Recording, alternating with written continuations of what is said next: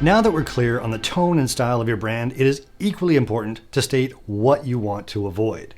This can be more difficult because you have to resist the urge to be all things to all people. You have to be explicit about who you are not, and that will turn people off and away from your brand.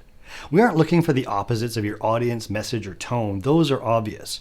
We are looking for nuances in your communications that may not be apparent to outsiders. For example, you may have multiple locations that respond to local markets, but your overall brand doesn't focus on community engagement. That may sound strange, but I've seen it. Or maybe you have a global audience that skews white male, but you want to avoid catering your message to them because you want to be a force for change in the industry. The sales you lose and gain from that position will define you from your competition.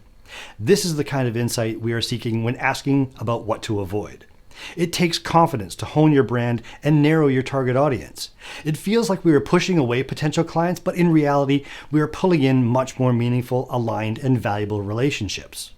In the next video, we're going to switch gears from what you want to avoid to what you must have. Stay tuned.